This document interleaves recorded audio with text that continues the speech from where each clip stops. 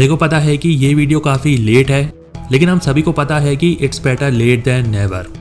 इससे पहले कि मैं इस वीडियो को स्टार्ट करूं, पहले मैं थोड़ा सा ये बताना चाहता हूं कि मैं इन डिस्कशन वीडियोस को कैसे बनाता हूं। तो जो लोग मेरे को इंस्टाग्राम पे फॉलो करते हैं उनको ये पता ही होगा कि मैं 129 चैप्टर तक पढ़ चुका हूं और मेरे को आगे की स्टोरी पता है। लेकिन जब मैं मांगा पढ़ रहा था तो हर चैप्टर के एंड में मेरे दिमाग में कुछ पॉइंट्स आते थे जिनके ऊपर की डिस्कशन किया जा सकता है, और उनको मैं एक जगह नोट करके रखता था। अब जब भी कभी अटैक ऑन टाइटन के एपिसोड आएंगे तो मैं उस रिस्पेक्टिव मांगा के चैप्टर के पॉइंट्स को कंपाइल करूंगा और उन्हीं को डिस्कशन वीडियो में इंक्लूड करूंगा। अब वैसे तो मेरे चैनल पर अधिकतर ऑडियंस ऐसी है जो कि मांगा पूरी पढ़ चुकी है और उन्हें पता ही है क्या होने वाला है, लेकिन ये डिस्कशन वीडियो मैं उन लोगों को ध्यान में रख के बनाता हूँ जिन्होंने अभी तक मांगा नहीं पढ़ी है। तो स्टार्ट करते हैं एपिसोड के सबसे पहले इवेंट से, जो कि है लेवाई की इंजरीज। अब लेवाई को देखकर इस बात पे डिबेट करने का कोई फ़ायदा नहीं है कि ये मर चुका है या फिर ये जिंदा है, क्योंकि इतना कंफर्म है कि लेवाई की इंजरीज इतनी ज़्यादा सीवियर हैं कि शायद ही वो वॉर में पार्टिसिपेट कर पाए, और अगर वो जैसे तैसे करके हील भी हो जाता है तो भी उसके लिए ब्लेड पकड़ना ऑलमोस्ट इम्पॉसिबल है, क्योंकि उसकी उंगलियां भी कट चुकी हैं। अब आप लोगों को याद होगा कि जब कोलोसल टाइटन और आर्मर टाइटन का रिवेलेशन होता है तो उस पॉइंट पे लेवाई वहाँ पे नहीं था, और इसियामा ने इस वॉर से भी लेवाई को बाहर कर दिया है। मुझे ऐसा लगता है कि हर वो सिचुएशन जहाँ पे कि लेवाई की बैडनेस नहीं दिखाई जा सकती है, इसियामा लेवाई को उस पॉइंट से बाहर कर देते हैं। अब ये अच्छी बात है या बुरी बात है, इसके ऊपर मैं डिबेट तो नहीं करूँगा, लेकिन इतना कन्फर्म है कि लेवाई के फैंस उसे इस वॉर में मिस ज़रूर करेंगे। फिर उसके बाद हम देखते हैं कि ज़ीक मौत के मुंह से वापस आ चुका है, जो कि मुझे काफ़ी ज़्यादा शॉकिंग लगा था जब मैंने मांगा को पहली बार पढ़ा था।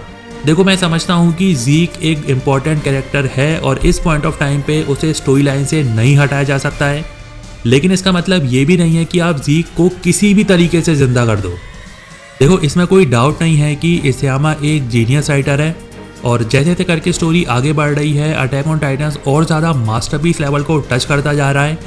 लेकिन कुछ जगहें ऐसी हैं जहाँ पे कि मुझे ऐसा लगता है कि इसियामा से कुछ गलतियाँ हुई हैं, और ज़ीक का रिवाइवल भी उन्हीं में से एक है। मतलब मैं ये नहीं कह रहा हूँ कि ज़ीक को रिवाइव नहीं करना चाहिए था, लेकिन जो तरीका इसियामा ने चुना है वो काफ़ी ज़्यादा कंट्रोवर्शियल है और काफ़ी सारे नए सवाल खड़े करता है, क्योंकि पास का जो कॉन्सेप्ट है जो पहले से ही इतना ज़्यादा कॉम्प्लिकेटेड था वो अब और भी ज़्यादा कॉम्प्लेक्स हो चुका है। फॉर एग्ज़ाम्पल के तौर पे यामिर क्या इस पॉइंट ऑफ टाइम पे अभी भी ज़िंदा है, और अगर ज़िंदा है तो इतने सालों से क्या कर रही है? क्या कोई दूसरा अलग प्लेन ऑफ एग्जिस्टेंस या फिर डायमेंशन है जहाँ पे कि यामिर एग्जिस्ट करती है? और अगर एग्जिस्ट करती है तो उसे इस दुनिया के इवेंट्स कैसे पता पड़ रहे हैं और कैसे वो इस दुनिया में इंटरफेयर कर पा रही है? वो टाइटन कहाँ से आया जिसने कि ज़ीक को अपनी बॉडी के अंदर लिया था? क्योंकि लेवाई ने तो सारे ही टाइटन मार दिए थे, तो क्या यामिर ने उस टाइटन को जादू से बनाया था? ये सारे वो सवाल हैं जिनका कि इसियामा को जवाब देना है, और हो सकता है कि वो हम लोगों को सेटिस्फाई करने में कामयाब हो जाएं। लेकिन थंडर स्पीयर के पॉइंट ब्लैंक रेंज पे एक्सप्लोड होने के बाद भी इंसानों का ना मरना, इसका तो कोई भी जस्टिफिकेशन नहीं है। ऐसा नहीं है कि अटैक ऑन टाइटन्स में अभी तक प्लॉट आर्मर का यूज़ नहीं किया गया है, किया गया है लेकिन बहुत कम, और कभी भी वो टॉलरेटेबल लिमिट क्रॉस नहीं हुई। प्लॉट आर्मर के बिना इस टाइप की स्टोरी लिखना ऑलमोस्ट इम्पॉसिबल है, लेकिन प्लॉट आर्मर का यूज़ कम से कम होना चाहिए, और बहुत ही लिमिटेड ऐसे कैरेक्टर्स होने चाहिए जिनको देखकर ऐसा लगे कि इनके पास प्लॉट आर्मर की पावर एग्जिस्ट करती है। देखो, इससे पहले भी लेवाई उस फॉरेस्ट के अंदर इतने सारे टाइटन के अटैक को सर्वाइव कर चुका है। अब ज़ीक ने थंडर स्पीयर के अटैक को सर्वाइव किया। ऐसे बहुत सारे इवेंट हैं, मैं एक एक करके गिना नहीं रहा हूँ, बट आई होप कि आप समझ रहे होगे कि प्रॉब्लम कहाँ पे है। कुल मिला के मैं ये कहना चाह रहा हूँ कि ज़ीक को रिवाइव होना ही नहीं चाहिए था। वो रिवाइव इसलिए हुआ क्योंकि वो मर चुका था, वो मरा इसलिए क्योंकि थंडर स्पीयर फटा। थंडर स्पीयर वाला फटना इवेंट ही नहीं होना था, क्योंकि थंडर स्पीयर के फटने से कोई भी सिग्निफिकेंट चेंज नहीं आता स्टोरी लाइन में। इसियामा को लेवाई को इस वॉर से बाहर करना था, इसलिए उन्होंने थंडर स्पीयर वाले इवेंट को प्लान किया, जिसके कारण ज़ीक को भी मरना पड़ा और वापस जिंदा होना पड़ा। तो मेरे हिसाब से पता है क्या होना चाहिए था कि जब लेवाई और ज़ीक उस फॉरेस्ट में लड़ रहे थे, उसी पॉइंट ऑफ टाइम पे लेवाई ज़ीक की बुरी हालत कर देता, लेकिन फिर एक थंडर स्पीयर उसका मिस हो जाता, जिसके कारण वो बड़े बड़े पेड़ टूटकर उसके ऊपर गिर जाते। तो इससे क्या होता कि लेवाई वॉर से बाहर हो जाता, क्योंकि उसकी हड्डियाँ टूट जाती, और जीक जो है वो बुरी तरीके से इंजर्ड होता, लेकिन वो रिकवर होके थोड़ी देर बाद वहाँ से चला जाता। तो अगर इसे हमें इस टाइप का कुछ दिखा देते तो कभी नौबत ही नहीं आती जीक को रिवाइव होने की, और ना ही वो सवाल खड़े होते जो कि मैंने अभी इस वीडियो में बताए। ना ही थंडर स्पीयर फटता और ना ही ऐसा लगता कि लिवाई और जीक के पास प्लॉट आर्मर है।